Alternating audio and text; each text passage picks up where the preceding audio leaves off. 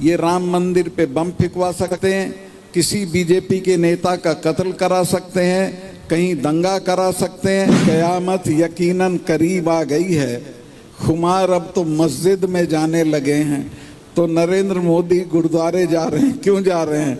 सिखों के डर से जा रहे हैं। हिंदुओं का दंगा प्रायोजित था, सरकारी दंगा था, इनके द्वारा कराया गया दंगा था। मिसेस गांधी ने कहा कि तुम जानते नहीं हो, इनके स्वर्ण मंदिर को जिसने छुआ वो आज जिंदा नहीं है, ये मुझे मारेंगे। ये किसानों को और खास तौर के जाटों को भड़काएं। मैं पूछता हूँ ये पाकिस्तान क्यों नहीं गए?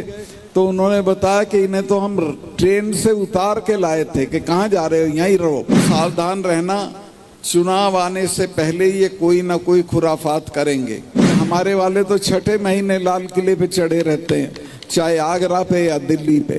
फौज में अब ये अग्निवीर ले आए हैं। मुझे बताएं कि कौन बच्चा 4 साल के लिए अपनी जान हथेली पे लेके फौज में भर्ती होगा? इनकी साजिश ये थी कि अगर दंगा फैलता तो आगरा, मथुरा, भरतपुर, अलीगढ़, जयपुर सब तरफ दंगा फैलता। देश में कोई चुनाव नहीं होगा, पार्लियामेंट खत्म हो जाएगी, चुनाव खत्म हो जाएंगे और लोकतंत्र पूरी तरह से खत्म हो जाएगा। ये लोग छोटू राम को छोटू खां बोलते थे और उसको कहते थे कि ये हिंदू ही नहीं है।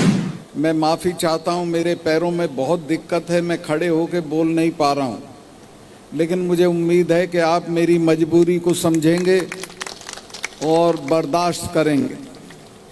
आज का जो हमारा कार्यक्रम है वो इसलिए है कि हम बहुत खराब स्थिति में हैं। देश बहुत भयानक दौर से गुजर रहा है। ये ऐसे लोगों के हाथ में है कि जो खेती को ख़त्म कर देंगे, जो फौज को ख़त्म कर देंगे, जो देश में जो भी अच्छाई है उसको ख़त्म कर देंगे। इनको अगर नहीं बदलेंगे तो भूल जाइए, उसके बाद देश में कोई चुनाव नहीं होगा। पार्लियामेंट खत्म हो जाएगी, चुनाव खत्म हो जाएंगे और लोकतंत्र पूरी तरह से खत्म हो जाएगा। मैं इसको भोगे हुए हूँ। मैं जब कश्मीर में गवर्नर था तो वहाँ एक घटना हुई थी जो आप जानते होंगे, पुलवामा। उसमें हमारे 40 जवान शहीद हो गए थे। मैंने ये इनको ढूंढवाया, ये थे नहीं, गए हुए थे नेशनल कॉर्बेट पार्क में।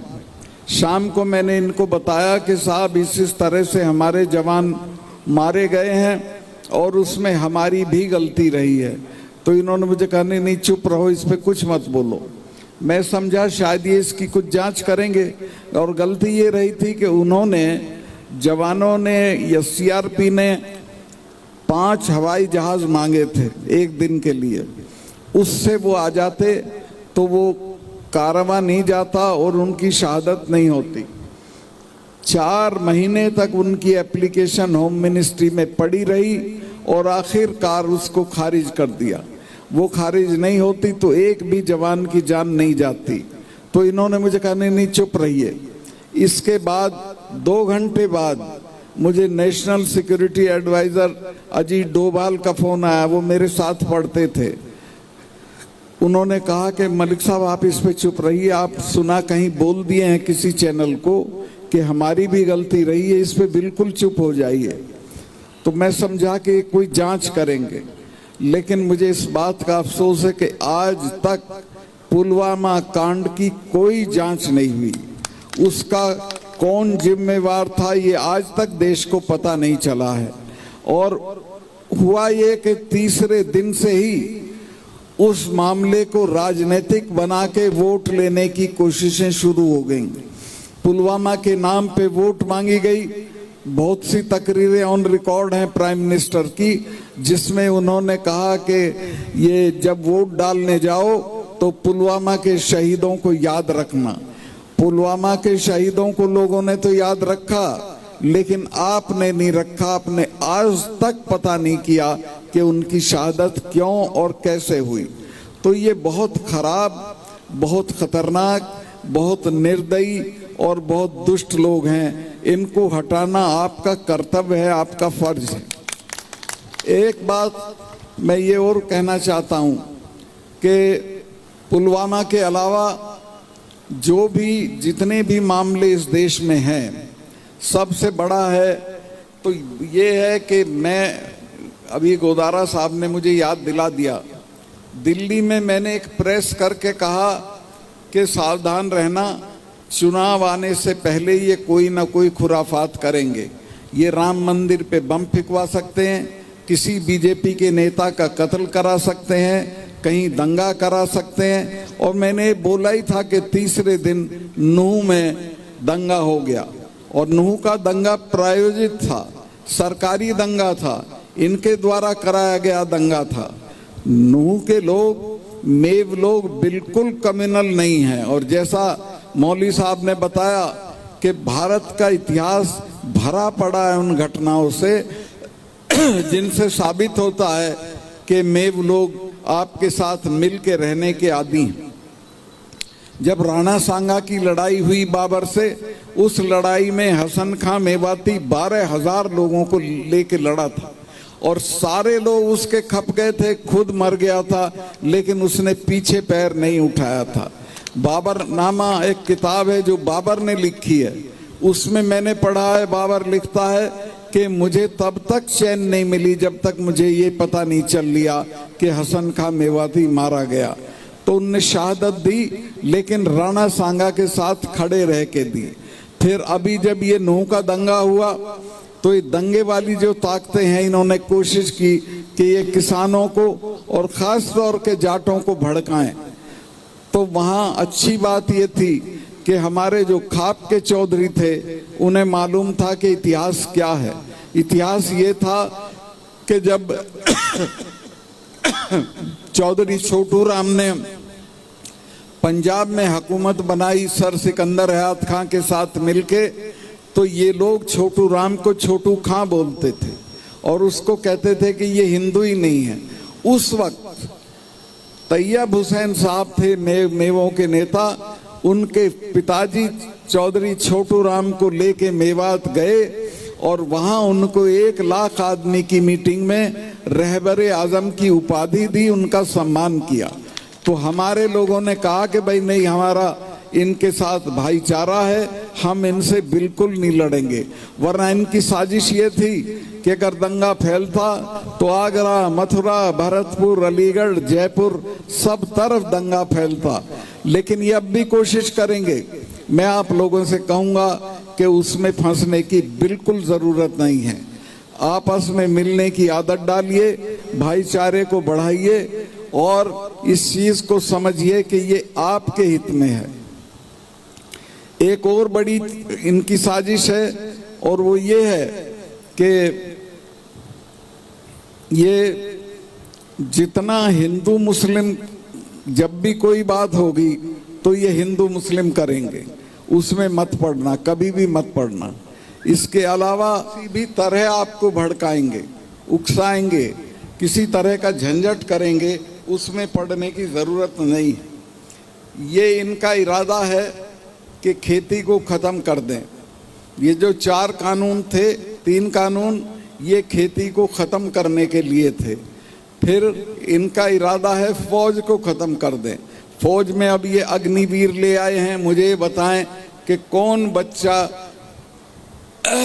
4 साल के लिए अपनी जान हथेली पे लेके फौज में भर्ती होगा? कोई नहीं होगा, और नतीजा होगा कि हमारी फौज नाकारा हो जाएगी। मैं जब ये 3 कानून इन्होंने लागू किए और हिंदुस्तान के किसान, शानदार किसान कहूँगा, 1 साल तक हमारे बॉर्डर पे पड़े रहे, एक चिड़िया पे कंकड़ नहीं मारी, कोई वायलेंस नहीं हुई, लेकिन उनकी कोई सुनवाई नहीं हो रही थी। मैं उस वक्त गवर्नर था। मैंने 10 दिन तक विचार किया कि मुझे बोलना चाहिए कि नहीं बोलना चाहिए। तो अल्टीमेटली आखिरकार मैंने तय किया कि नहीं, ये तो गलत हो रहा है, और मैं अपना इस्तीफा जेब में रख के नरेंद्र मोदी से मिलने चला गया। और मैंने उनको जाके कहा कि साहब, ये 4 महीने से पड़े हैं, इनमें काफ़ी लोग मर गए हैं, आप कुतिया मरती है तो उसका भी कंडोलेंस करते हैं, इनके लिए आप कुछ नहीं बोले हैं, इनसे बातचीत करिए। तो उन्होंने कहा कुछ नहीं सत्ताल भाई, चले जाएंगे। अब मुझे बहुत बुरा लगा इस बात से, मैं गुस्से में था। मैंने कहा कि साहब, आप इनको जानते नहीं हैं, ये तब जाएंगे जब आप चले जाओगे। इनमें जो सिख हैं, इनके तो गुरु महाराज ने अपने 4 साहबजादे मरवा दिए थे, समझौता नहीं किया था। और ये हमारे वाले तो 6ठे महीने लाल किले पे चढ़े रहते हैं, चाहे आगरा पे या दिल्ली पे। इनसे लड़ा नहीं जाता, इनसे बातचीत करके सलटाया जाता है। कोई बातचीत करके इसको सुलझाइए। खैर, उस वक्त वो बहुत घमंड में थे, लेकिन 2 महीने बाद फिर माफी मांग के वो कानून वापस लिए, और अब तो पटका बांध के गुरुद्वारे भी जाने लगे हैं। वो एक फिर उसका है, कुमार बाराबंकी का एक शेर है कि कयामत यकीनन करीब आ गई है, खुमार अब तो मस्जिद में जाने लगे हैं। तो नरेंद्र मोदी गुरुद्वारे जा रहे हैं, क्यों जा रहे हैं? सिखों के डर से जा रहे हैं। मैंने बताया कि ये 300 साल नहीं भूलते हैं और ये बदला लेके रहते हैं। और उसकी मिसाल ये है कि मिसेस गांधी ने जब ये कराया ब्लू स्टार, उसके बाद 1 महीने तक अपने फार्म पे महामृत्युंजय का पाठ कराया। अरुण नेहरू उनके भतीजे थे, मेरे दोस्त थे। उन्होंने पूछा, बुआ आप तो ये नहीं मानती थी, आप ये क्यों करा रही हैं? तो मिसेस गांधी ने कहा कि तुम जानते नहीं हो, इनके स्वर्ण मंदिर को जिसने छुआ वो आज जिंदा नहीं है, ये मुझे मारेंगे। मिसेस गांधी को ये इल्हाम था कि मैं इनके हाथों मारी जाऊंगी, और अल्टीमेटली वो मारी गई। जनरल वैद्य मारे गए। जिन्होंने सिखों की धार्मिक भावनाओं को आहत किया था, वो सारे लोग मारे गए। तो इनकी फिर समझ में आ गया, और अब ये पटका बांध के गुरुद्वारों में बड़े जोश के साथ जाते हैं। खैर, भगवान करे ऐसे ही जाते रहें, चूंकि मैं तो ये चाहता हूं कि इनकी सलामती हो, लंबे वक्त तक जिए। मैं बहुत लंबा हो गया, इतना स्पीच का मौका नहीं था। और हर्ष चिकारा भाई आ गए, इनको भी बहुत महत्वपूर्ण बातें आपसे करनी है। मैं आपसे यही कहूँगा कि कोई हिंदू मुस्लिम में पढ़ने की ज़रूरत नहीं है, किसी फिरका परस्ती में पढ़ने की ज़रूरत नहीं है। और हिंदुस्तान का पूरा इतिहास हिंदू मुसलमान की यकजहती और एकता का है। मौलवी साहब ने आपको बताया, हल्दी घाटी में राणा प्रताप की तरफ से जो सेनापति था, उसका नाम था हाकिम खां सूर, जो पठान था और नाम हाकिम खां था। इसी तरह से राणा सांगा के साथ ये अपने हसन खां मेवाती लड़े थे, जो बहुत ही शानदार, बहुत ही बहादुर आदमी थे, और 12,000 लोगों को लेके लड़े थे। एक भी आदमी वापस अपने घर नहीं गया था। तो इतनी एकता आपस में रही है। और अभी भी हमारे यहाँ, तो मैं जहाँ से आता हूँ, मेरठ, मुजफ्फरनगर, वहाँ तो गांव, पूरे गांव में 30% 40% मुसलमान भाई हैं। मैं पूछता हूँ ये पाकिस्तान क्यों नहीं गए, तो उन्होंने बताया कि इन्हें तो हम ट्रेन से उतार के लाए थे कि कहाँ जा रहे हो, यहीं रहो, हमारे भाई हो तुम। और तब से उसी तरह से रह रहे, उसी जज्बे के साथ, उसी नक्शे के साथ, उसी शान के साथ। तो मैं आपसे कहना चाहूँगा कि हम लोग मिलजुल के रहें और अपनी ताकत बनाएं। हमारा एक ही वर्ग है, और वो है मेहनत कश और मजदूरों और किसानों का वर्ग। और हम अपने ज़मीन के लिए, जंगल के लिए, जल के लिए, उसके लिए लड़ना सीखें, और इस सरकार को आने वाले वक्तों में बदल दें। और मैं आखिर में चेतावनी दे रहा हूँ, मुझे ये इल्हाम है कि अगर ये सरकार नहीं बदली तो इस देश में खेती खत्म हो जाएगी, फौज खत्म हो जाएगी, और जो भी अच्छा है वो सब खत्म हो जाएगा। लिहाजा इनको किसी भी तरह से बदल दीजिए। बहुत बहुत शुक्रिया।